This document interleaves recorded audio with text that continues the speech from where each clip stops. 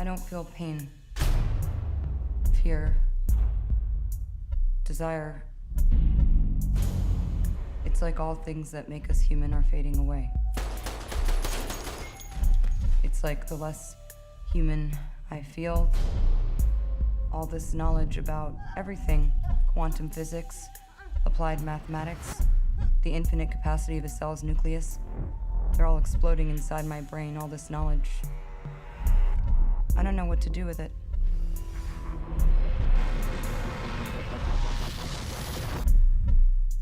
Scarlett, don't put your hand too much in the front of you. You can have your arm a little. No, on left.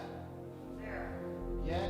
Luke's work is really what drew me to this project because the script was quite simple, and while the ideas were complex, reading it, the scene descriptions were particularly involved. I just had to kind of trust Luke's vision, and fortunately I had his resume to really encourage me to collaborate with him.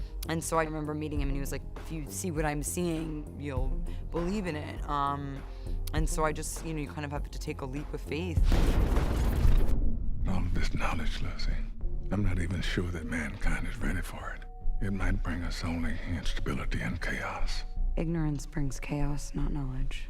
The way Scarlett talked the first time about the script, at this moment, for me, it was done. It was her for sure. Because she was excited for the real reason, which is the story.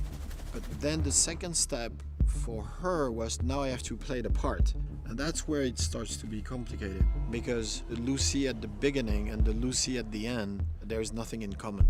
There's something happening to her, and I didn't want all of these characteristics to be completely stripped away so that it was just a kind of monotonous, blank performance. You have to kind of see the human behind the circumstance, and it was difficult to try to not have that be totally flat. Wow, it's crazy. It's really challenging to play.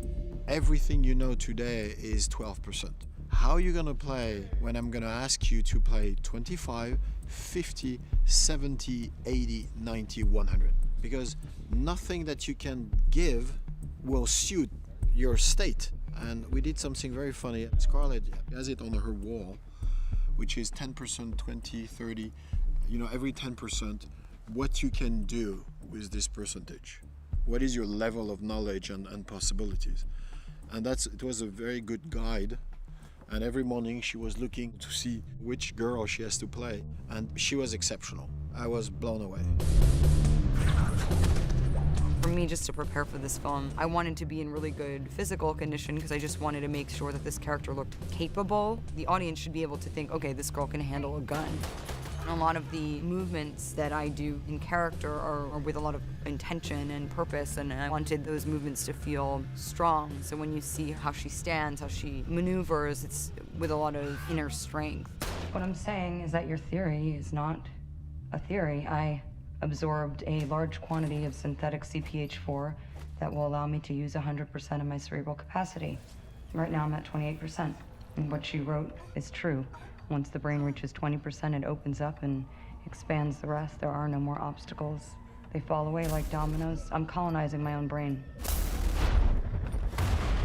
Lucy starts, I think it's 10 years ago, with lots of conversation with big scientists. 12 of them were Nobel Peace Prize. And I talked with this guy. I challenged them because I'm a scriptwriter, I'm not a scientist. So I was saying, we're using basically 10-15% of our brain capacity. The rest, we don't have access to it. And I was fascinated by that. What happened if, rather than to have access to 15% of our own body, we have 100? And they can't answer you because they say, yeah, but we need to prove it. But right now they can't prove the reverse. So it was a very, very amazing time that I spent with these guys. Sir? Yes. Has it been proved scientifically? Well, for the moment, it's just hypothesis. We mix my world and your world, in fact, and how you react to that. Well, the more we speak, the more I think that your world is like my world. But, creativity for a movie maker is probably more or less the same that creativity for a researcher. What I find splendid was in this film, there are true facts. For instance, you're talking about the number of cells in the brain, the number of signals per per seconds, which are produced by oneself. This is true. But of course, it's a fiction, and what I like is that the more you are advancing in the field, the more it becomes a fiction. The next stage would probably be control of other people. But for that, we would need to access at least 40% of our brain's capacity. After control of ourselves and others would come control of matter. But now we're entering into the realm of science fiction. Morgan Freeman is just the ultimate professor for two reasons. The first, he's totally convinced about the theory because he's very aware of it. I didn't know before we met. He is excited about it. So it was a pleasure for him just to talk about it. And the second thing, he's such a good actor that everything he said, you believe it. It's up to us to push the rules and laws and go from evolution to revolution. The human mind is just like any other muscle in the body. If we called on it to do more, it would probably do more. I fantasize that what we can imagine, we can do. Excuse me, sir, Yes. but what would happen if, for some reason, we ignore somebody unlocked 100% of the cerebral capacity? 100%? Yes? I have no idea. Luke and I have talked a lot about his research and how he's developed this story with various clinical psychologists and scientists, professors. But for me, I only wanted to be aware of what Luke had intended this character to be. I didn't want what she sees, what she's experiencing, to be muddled by anything that my character would know. The first step is access to yourself, the entire control of your body. Then the second step is the control of the others. When it's not you, it's you, and I can control everyone.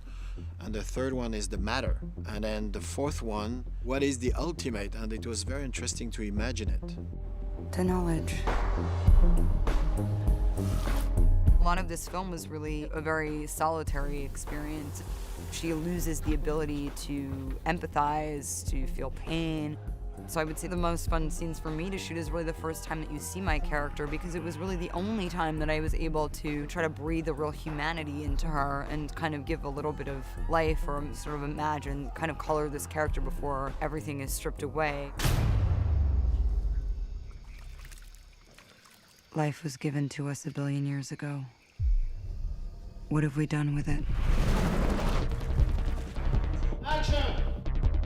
I always have the desire for this film to start to another place. So long, cowboy. And Taipei was perfect. Lucy. You have a villain who doesn't understand anything. You have the town, the buildings, the sea, forest, you have the mountains, everything in 100 miles.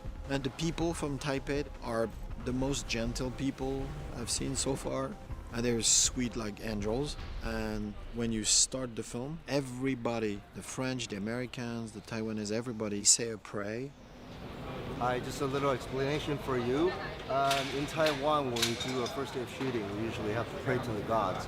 So these are all the things that we give to the gods. And later on, in about 5 minutes, you'll see a lot of people holding incense, and that's our way to show our respects to the gods. We shot in Taipei for about 3 weeks. I really loved filming in that city. I just loved being able to explore that city. And I think in some ways, just the fact that we were all so tired and jet lagged and out of our element really added to the kind of the disorientation of the character. But it's a very welcoming city. We really had a wonderful time exploring.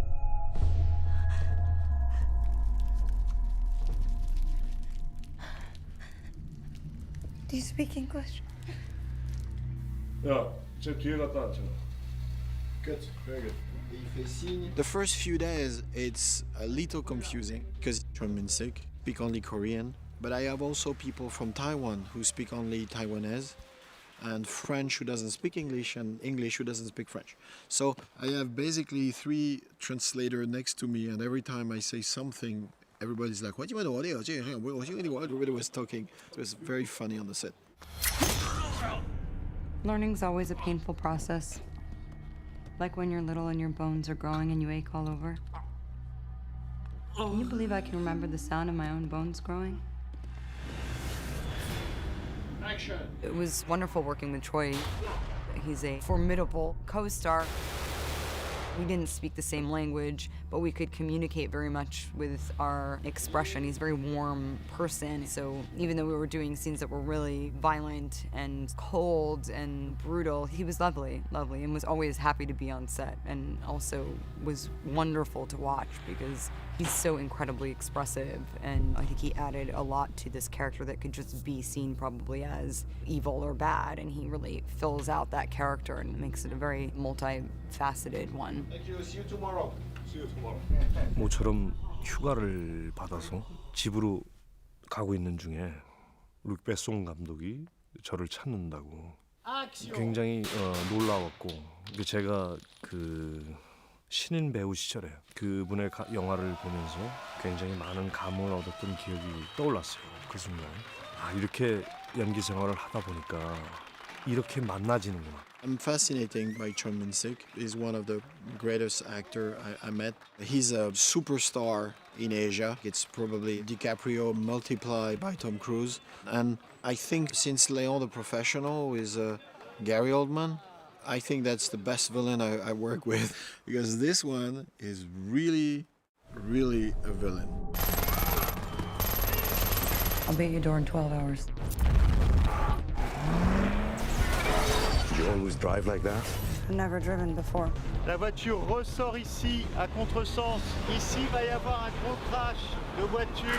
All the stunts were amazing. The car really fly in the air.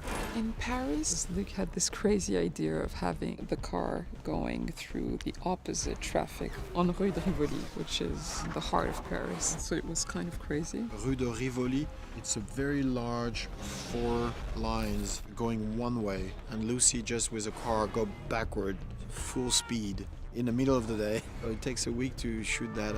And then you big stunt in a flea market.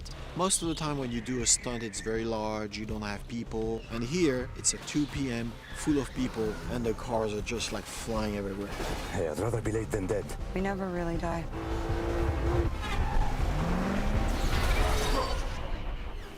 We're almost done with the filming. We're gonna finish tomorrow, actually. Tomorrow's the last day. I've had so much fun. So much firing guns all over the place. It's been fantastic. We filmed at La Sorbonne, the most beautiful university in Paris. Sorbonne is one of the oldest university in Paris, and you have all this great knowledge. You know, I stopped school very early, I make films. And now I'm making a film about knowledge and I'm just destroying their knowledge. I think in the walls we put more than 2,000 bullets, rounds, 2,000 of them everywhere. And I have this image of the first day when everything is clean and the last day, and you can't even recognize La Sorbonne. Do you understand English?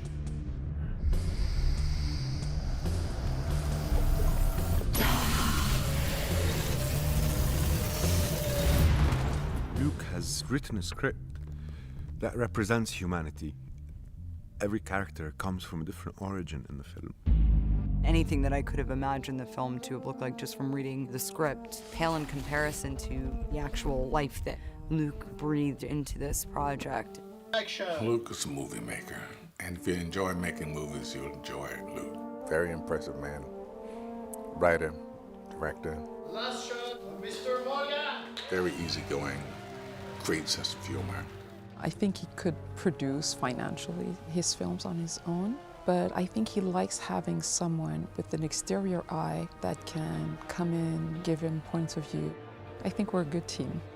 The most interesting thing about working with Luke is that he's the cameraman, and I think he's a director that knows precisely every little atom on his frame. One more, just for fun. Mais au troisième boom, c'est la panique. He's a formidable type of character because he knows what he sees in his mind and wants that vision to be executed perfectly. And you can see that in the way that he operates the camera and how he speaks with myself and the other actors. And I appreciate that in a director. Isn't that the craziest thing? It's my baby, you know, I love it. So I want to try to do my best everywhere. I like to be very close to the actors. That's why I have the camera on shoulder and I don't cut. They appreciate that a lot because all this part before action is where they have to prep.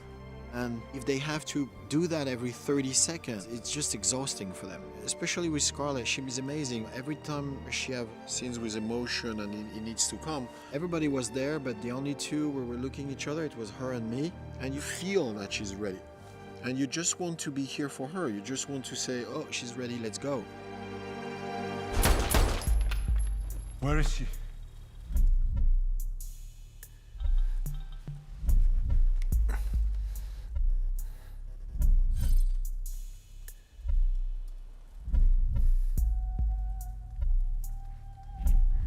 I can feel the gravity. I can feel the rotation of the earth. The heat leaving my body. The blood in my veins. I can feel my brain. The deepest parts of my memory. Sweetie, we have a bad connection. I can't hear you so well. What did you say about memory?